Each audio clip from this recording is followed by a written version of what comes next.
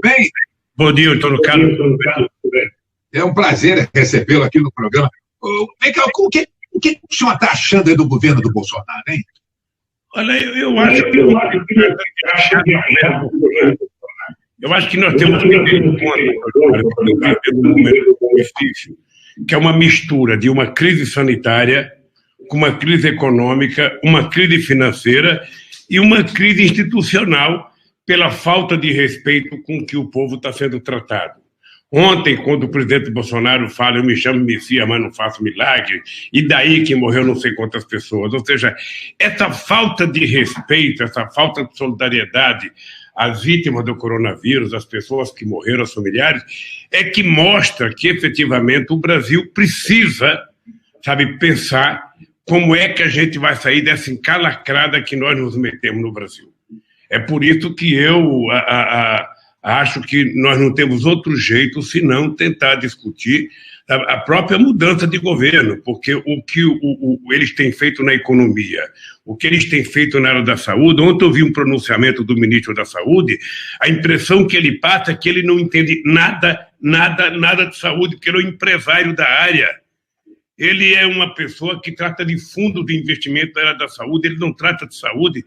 Então, eu acho que isso é grave, Antônio Carlos. É grave, e você que mora no Rio de Janeiro sabe o estado de calamidade que está o Rio de Janeiro e muitas vezes a falta de esperança, que vai tomando conta do povo, da periferia, o povo trabalhador, e eu acho que isso é resultado do desgoverno do Bolsonaro. O Bolsonaro não cuida da pandemia, não cuida da economia e não cuida do povo. Se o senhor fosse presidente da República hoje, como é que o senhor resolveria o problema dessa ameaça que é o coronavírus aí à população brasileira? No caso, deveria ter sido começado a resolver no começo. Ou seja, um presidente da República ele não pode governar o Brasil de Brasília.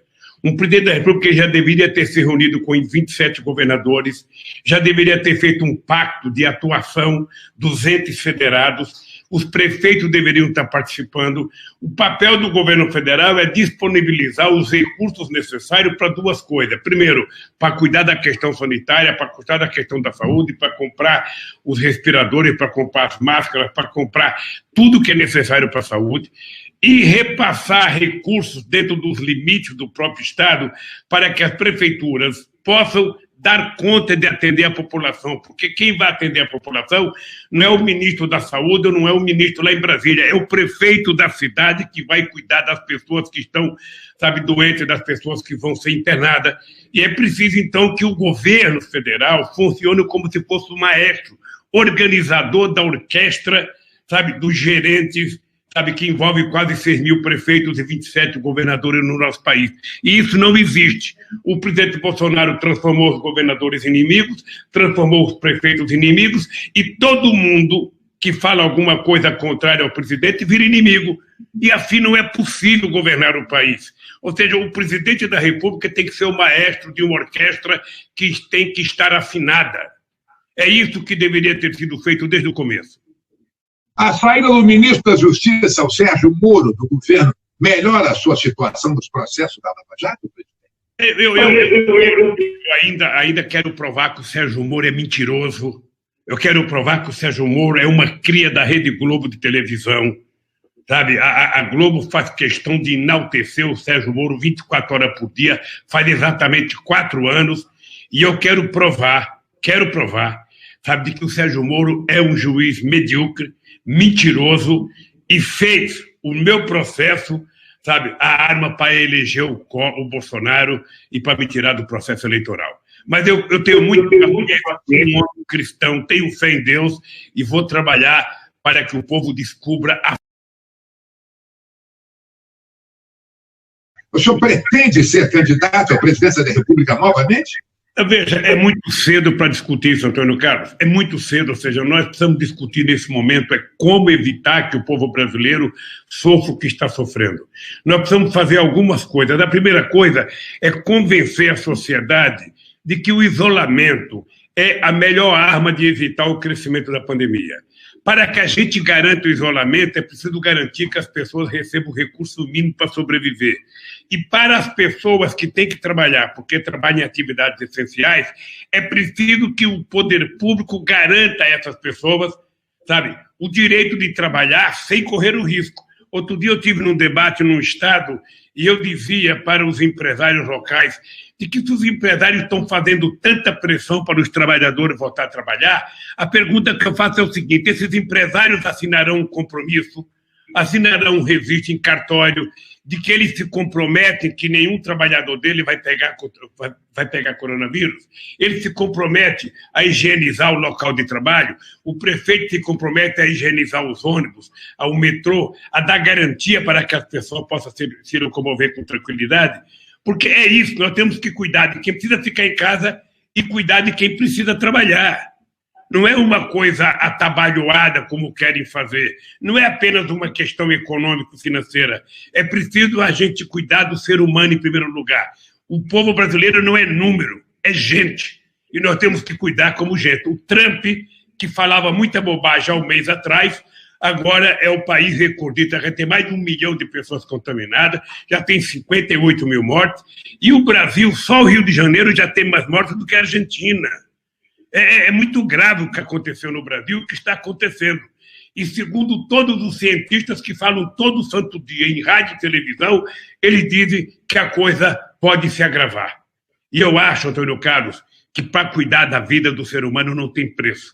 Por isso é que eu sou favorável que o Brasil possa, sabe, rodar dinheiro, aumentar a base monetária do país para que a gente garanta que as pessoas tenham como sobreviver enquanto durar a pandemia. Eu tenho uma pergunta aqui do deputado Dionísio Lins. Ele pergunta o seguinte: se o senhor estivesse na presidência, que medidas tomaria contra essa pandemia para salvar vidas sem afetar a economia? Olha, é muito difícil você dizer que não afeta a economia, porque é uma coisa mundial, ou seja, está afetando o mundo inteiro, as maiores economias do mundo foram afetadas, não é possível que o Brasil não seja afetado. O que é importante é que a gente tenha claro de que, para cuidar do povo, a economia pode ficar para ser tratada amanhã. Eu primeiro tenho que resolver o problema, sabe, da doença do nosso povo, e depois eu vou cuidar da economia. Deixa eu te contar uma história. Quando um país entra em guerra, como o Brasil, quando entrou em guerra com o Paraguai, o Brasil gastou na guerra do Paraguai o equivalente a 11 orçamentos da União naquele período. Você acha que na Segunda Guerra Mundial o presidente Roosevelt pensou quanto estava gastando? O Stalin pensou quanto estava gastando? Era preciso ganhar a guerra. Nós precisamos ganhar essa guerra. Nós precisamos ganhar essa guerra. E ganhar essa guerra significa evitar que o povo fique doente. Não é uma gripezinha, é uma pandemia que ainda não tem vacina, que ainda ninguém tem uma solução. A melhor solução é as pessoas não transitarem com facilidade nas periferias desse país. E isso custa caro. E por isso é que o governo tem a responsabilidade de cuidar.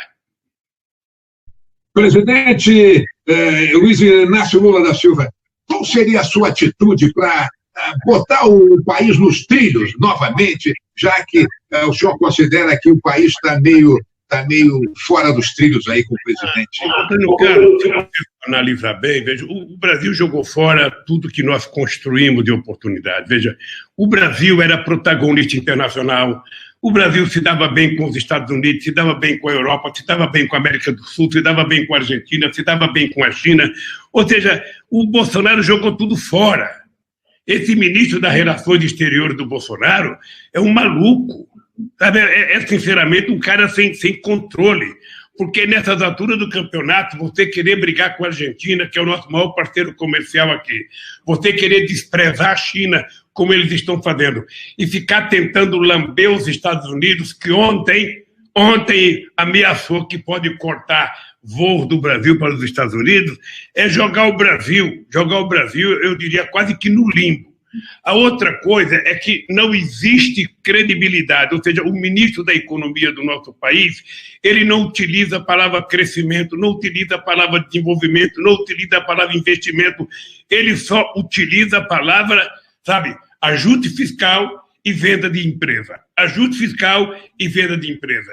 E esse país não vai para frente se não houver investimento do poder público. É o Estado que tem que ter força suficiente para induzir o investimento e, se necessário, o Estado alavancar esse desenvolvimento colocando dinheiro. Eu posso dar como exemplo, Antônio Carlos, o meu mandato. Você que é do Rio de Janeiro sabe o que nós fizemos no Rio de Janeiro de investimento em obra de infraestrutura. Você sabe o que foi o PAC no Rio de Janeiro, em que em quase todas as favelas do Rio, as obras que tinham de infraestrutura eram trabalhadores da favela que trabalhavam. Você lembra do pleno emprego que foi criado nesse país?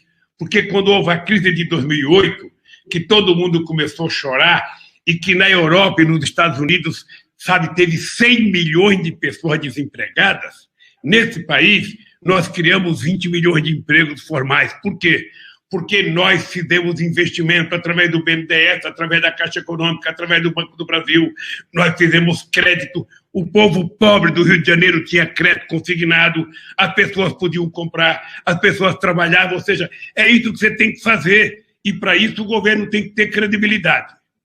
Para isso, o governo tem que ter... E para ele mostrar que ele tem credibilidade, ele tem que acreditar no que ele faz. Para ele acreditar no que ele faz, ele tem que colocar dinheiro para desenvolver o país.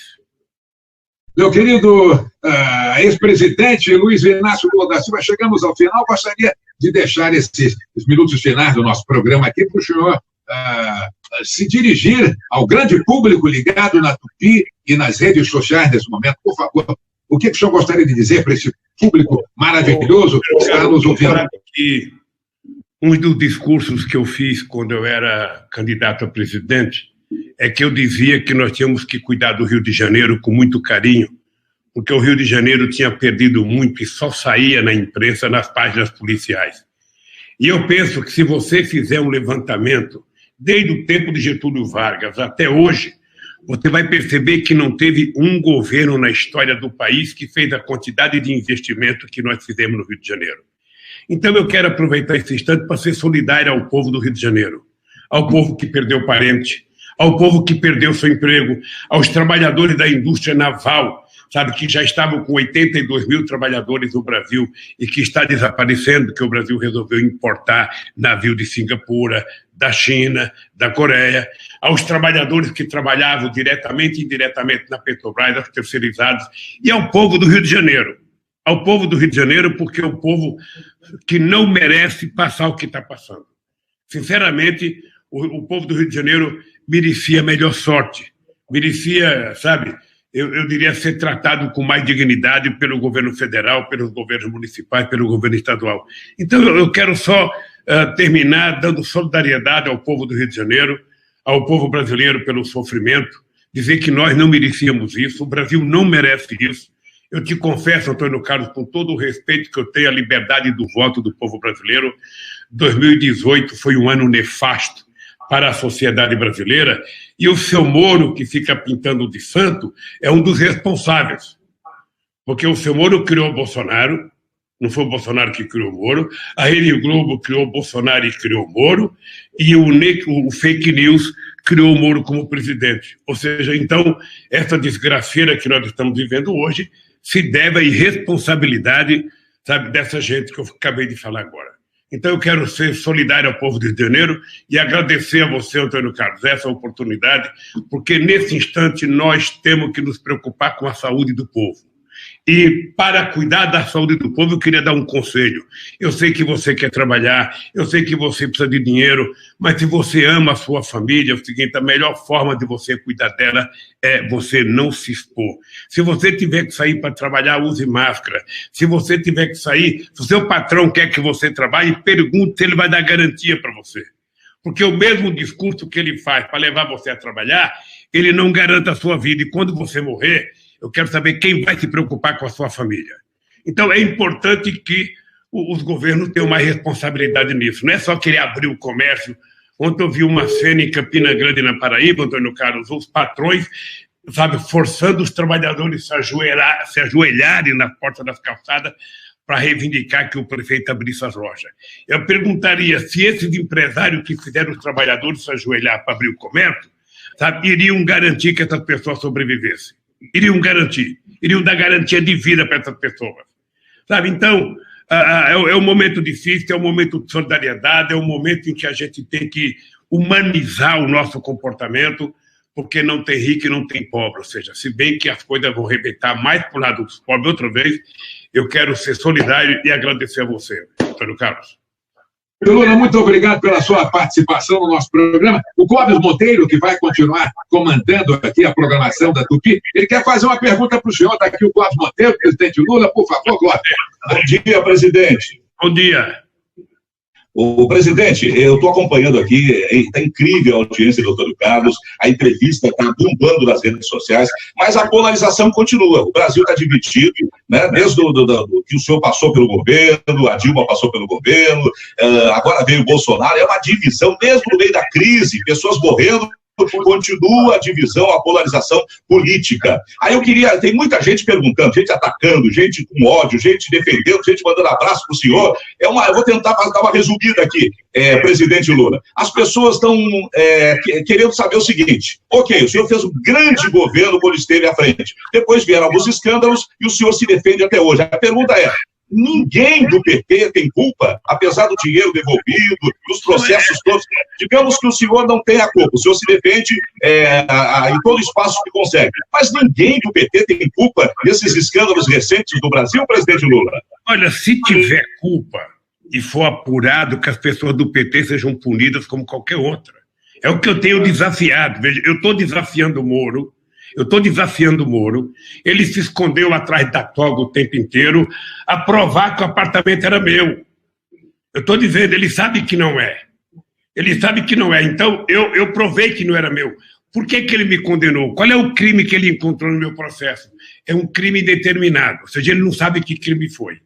Qual é a acusação feita contra mim? O Dallagnol não sabe. Ele disse: não me peçam provas, eu só tenho convicção. Ora, por conta disso, eu fiquei 580 dias preso. Por conta disso, eu passei 4 anos vendo meu nome ser, sabe, esculhambado todo santo dia nos meios de comunicação. Então, essas pessoas precisam aprender que honra, caráter e dignidade a gente não encontra no shopping, não. A gente nasce, ele vem no berço. Então, eu quero provar que o Moro é mau caráter, que o Moro é um péssimo juiz, que o Moro não julgou, sabe, com isenção, ele julgou pensando politicamente, ele já queria ser ministro, sabe? E depois ele saiu do governo dizendo: olha, eu pedi uma indenização para o Bolsonaro me garantir. Quem está garantindo ele agora? Porque ele corre mais risco agora com os milicianos do Rio de Janeiro do que corria com o ministro da Justiça. Eu quero saber se ele vai andar com um pelotão de segurança atrás dele. Ou eu quero saber quem é que está garantindo para ele. Sabe? Sinceramente, é um vexame, sabe? E eu posso te dizer isso, olha, com muito carinho, Antônio Carlos. Você pode pegar a biografia, pegar tudo que é legislação. Ninguém fez mais para combater a corrupção nesse país do que Dilma e Lula. Ninguém fez mais. Todos os mecanismos de apuração, toda a liberdade e autonomia da Polícia Federal, a maior liberdade que o Ministério Público teve foi exatamente no nosso governo. E a gente dizia: a gente está aqui para acertar. Quem errar vai pagar o preço de errar. Tem que ser assim. E veja, os funcionários da Petrobras que cometeram erro eram funcionários estatutários de 30 anos de empresa. Eles não entraram para trabalhar quando eu cheguei na presidência. Eles já estavam lá 30 anos atrás. Então, se cometeram erro e foi descoberto, é porque tinha eficácia da Polícia Federal, porque tinha eficácia do Ministério Público criada por nós. Então, meu caro, é o seguinte, olha, eu vou terminar dizendo o seguinte, olha, todos nós nascemos para fazer o bem na humanidade. Quem cometer erro vai pagar pelos seus erros. Agora, eu só estou pedindo uma coisa: provem um erro que eu cometi. Provem. Apresente um documento, uma fotografia, um crime, qualquer coisa. Sabe? Qualquer coisa. O que não pode é fazer a sacanagem, a canalice que fizeram comigo, inventar um processo, me condenar e ainda poderia ganhar as eleições no primeiro turno. e sabia que se eu ganhasse as eleições, esse país ia voltar a crescer, ia voltar a gerar emprego, ia voltar a aumentar salário, ia voltar a aumentar o salário mínimo, porque só tem um jeito para você acabar com a dívida pública, Antônio Carlos, é fazer a economia crescer. E para fazer a economia crescer não é olhar para o PIB, é olhar para o povo. Eu quero saber se cresceu a qualidade da comida, se cresceu a qualidade da educação, se cresceu a melhoria dos transportes. É isso que a gente mede o crescimento do país. E é isso que eu faria, meu caro. É isso que eu faria. Agora, o grande erro que o PT cometeu mesmo foi cuidar dos pobres. Porque se o PT não tivesse cuidado dos pobres, não tivesse a inclusão social que teve no meu governo, certamente a elite brasileira não teria tanto ódio contra o PT como ela demonstra ter. O presidente Lula. Agradecendo a sua resposta corajosa, deixa eu fazer uma brincadeira para descontrair, então, para agradecer o Antônio Carlos.